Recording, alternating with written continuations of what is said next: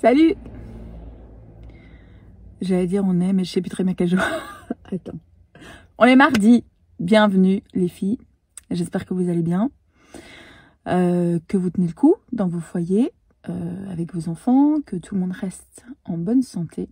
Comme tu peux peut-être le constater dans cette vidéo, je me suis enfermée, j'ai choisi le mot, enfermée dans ma voiture.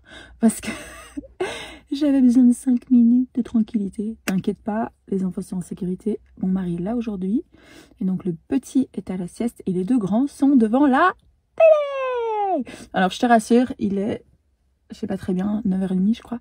Ils sont debout depuis 6h30. On a déjà fait 150 000 activités. Donc voilà, je te parlerai un peu de la télé peut-être vers la fin de cette vidéo.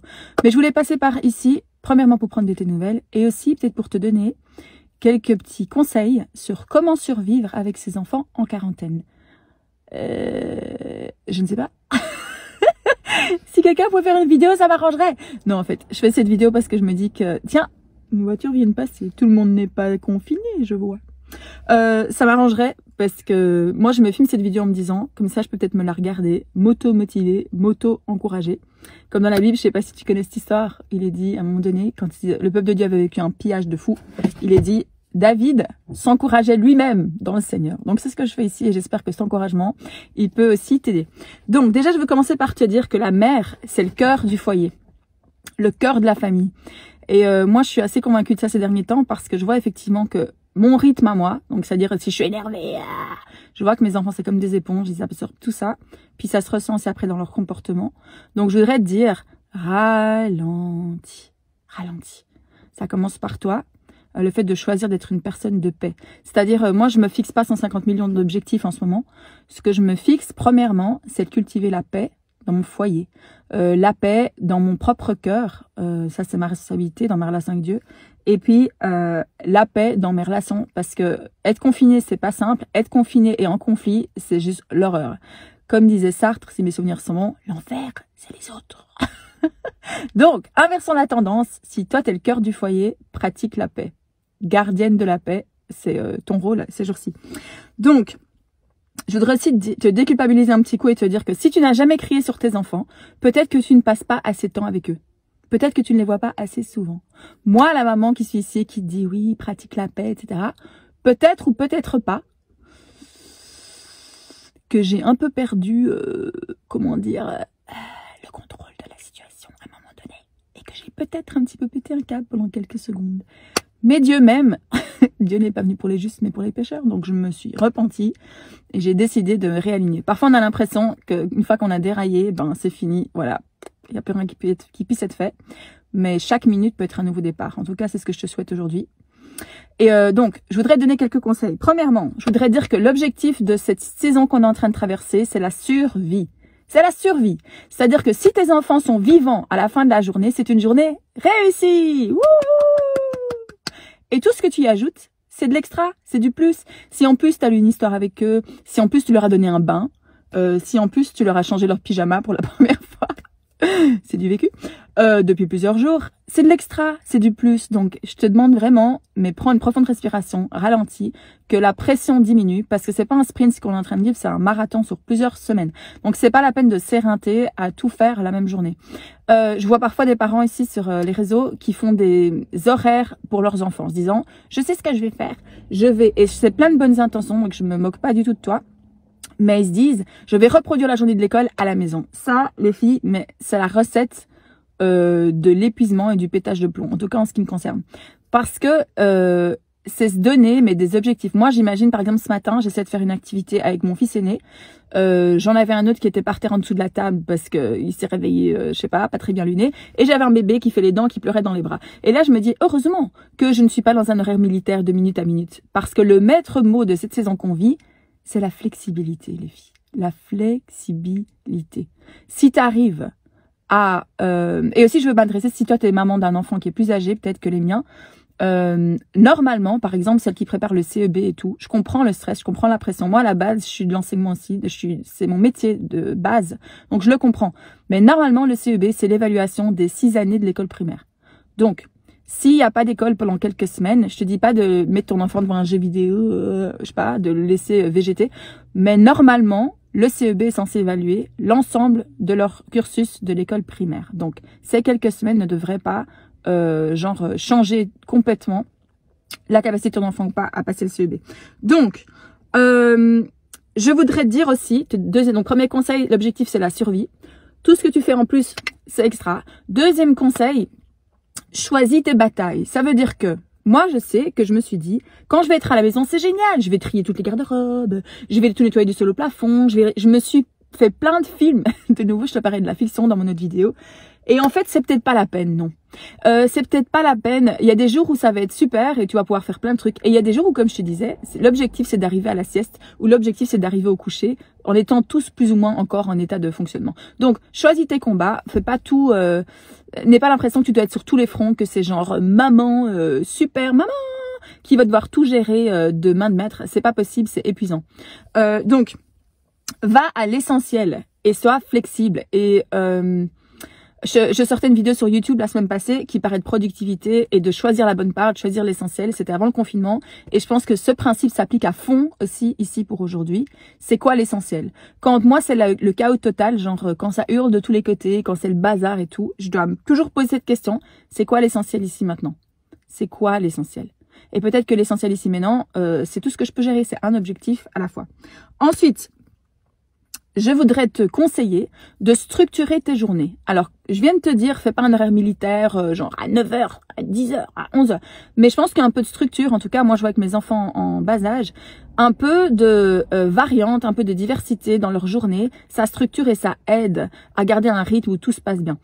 Si ça t'intéresse, moi, je suis en train d'écrire un petit peu, pas mes objectifs, mais en tout cas, des idées de choses que je peux faire avec mes enfants ou comment je peux organiser une journée avec eux. Si ça t'intéresse, je veux bien, dès que je l'ai fini, te le partager. Laisse-moi juste un commentaire et je te l'enverrai. Ces petites routines, quoi. Comme ça, les enfants, ils te demandent pas tous les 2 ans, qu'est-ce qu'on fait? Qu'est-ce qu'on mange? Il est quelle heure, maman? Hein? Voilà.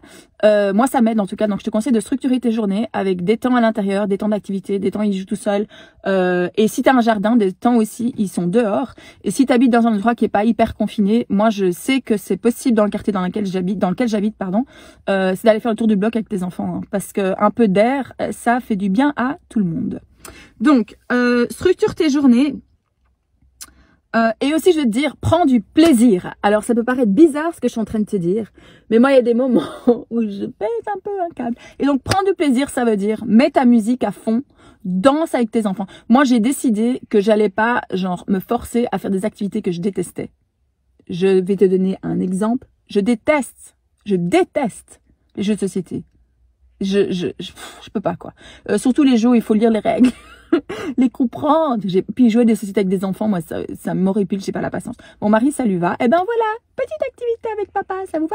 Moi, ce que j'aime faire, c'est construire, par exemple. J'aime bien jouer au Lego, j'aime trop construire, j'aime faire des cabanes, j'aime lire des histoires. Eh bien voilà, je suis pas obligée, il est pas écrit dans le guide de la maman parfaite que pour être une bonne maman, une maman éducative, gna gna gna, il faut faire des jeux de société. Moi, j'aime pas les jeux de société, ça me gonfle. Et les enfants, ils le voient aussi si tu prends pas de plaisir. Donc, fais des activités dans lesquelles tu prends plaisir. J'ai une copine ici, peut-être que tu la connais, elle fait des gâteaux. Moi, tu vas pas me voir dans ma cuisine à faire des gâteaux parce que c'est le genre de truc qui me stresse, qui m'énerve, je prends pas plaisir. Donc, mes enfants ne feront pas de gâteaux. Oh, scandale, elle a pas fait la cuisine avec ses enfants. Non, mes enfants ne feront pas de gâteaux. Et peut-être que mes enfants vont même manger des produits surgelés en abondance. C'est aussi un conseil que je veux donner en tant que maman. Fais des repas simples. Hein. T'es pas obligé de faire de la cuisine gastronomique. L'objectif, c'est de les nourrir. Voilà. Si à l'école, à midi, tu leur fais un pique-nique avec des tartines, il n'y a pas de raison que tu puisses pas faire la même chose à la maison. Parce que l'idée, c'est qu'on puisse vivre aussi sur la durée. N'est-ce pas? Économise tes forces. Maintenant, si tu prends du plaisir à cuisiner, cuisine. Et aussi, viens chercher mes enfants et cuisine avec eux. Non, je plaisante. C'est anti-confinement, ce que je viens de te dire. Donc, prends du plaisir. Ok? Tant que faire se peut. Encore un qui respecte pas le confinement. Alors, 4e conseil. Je l'ai appelé bienveillance 360. C'est-à-dire, ça s'applique à toi aussi. Use de bienveillance envers toi-même. Moi, j'ai briefé mes enfants, je leur ai dit, écoutez, la seule manière dont on va traverser cette situation ensemble, c'est si on est une équipe, d'accord? Il faut qu'on bosse en tant qu'équipe. Donc, on va essayer d'être attentif et d'avoir de la bienveillance envers chacun d'entre nous, d'accord? Notamment toutes les tâches de la maison et tout, implique tes enfants. Moi, mes enfants, ils ont découvert les joies de passer l'aspirateur. Ça les éclate. Du coup, c'est une de mes activités. Passons l'aspirateur. Voilà. bienveillance aussi envers toi-même. Moi, il y a des jours, genre l'autre jour, il était 16 h, je regardais par la fenêtre avec un café froid dans les mains. J'avais de la gouache sur le visage, de la purée dans les cheveux. Je me disais, comment vais-je survivre? Tu sais ce que j'ai fait? J'ai mis un film. Et voilà, tout le monde était content. Ça m'a permis d'avoir 1h30, genre, où je pouvais être off, quoi. Parce que le problème, c'est qu'on est on 12 heures par jour. C'est hyper fatigant. Donc, j'ai mis un film, les filles. Et sans culpabilité. Je dis pas qu'il faut leur laisser regarder n'importe quoi. YouTube, attention.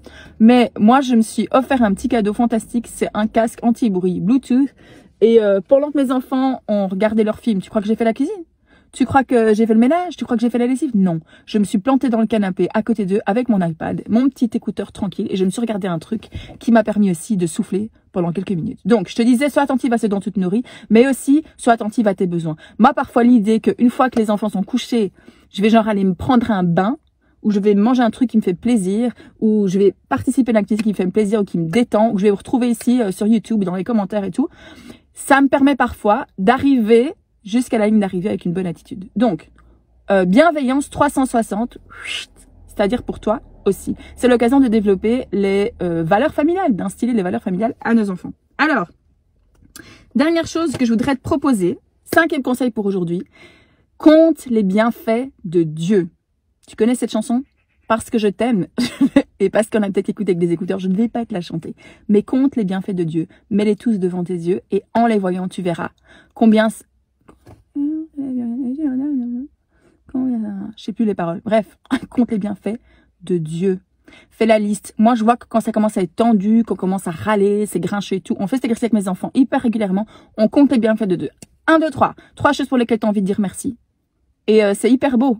Parce que l'autre jour, on était genre couchés dans l'herbe à regarder les nuages. Bon, il faisait caillant, hein, voilà. Et mon fils, l'aîné, il me dit, maman, regarde les nuages, il y a un dinosaure, un dragon, imagination et tout. Et puis il me dit, maman, c'est le plus beau jour de ma vie. Oh perspective d'un enfant de 5 ans. Hein, compte les bienfaits de Dieu. Et je voudrais te dire que dans cette saison, tu peux soit survivre ou soit fleurir. Et ça va dépendre de l'attitude que tu as par rapport aux journées, par rapport à ce qui vient à toi. Tu peux survivre ou tu peux fleurir. Et je vais te laisser avec cette parole qui dit que c'est dans le terreau que poussent les plus belles fleurs. Autrement dit, dans la... T'as compris? Dans le terreau que poussent les plus belles fleurs. Donc, dans ta vie aussi, il y a des choses qui peuvent se nourrir de cette situation qu'on traverse pour fleurir. Pas que survivre et pas que fleurir. Attends-toi à avoir des journées où ça va être genre la survie absolue. Ah, on est arrivé au bout. Et des journées où vous allez fleurir et tu vas dire, oh, là, si je voudrais que tout le monde s'arrête, le monde entier s'arrête, je voudrais me souvenir de ce moment parce que c'est un grand moment de bonheur.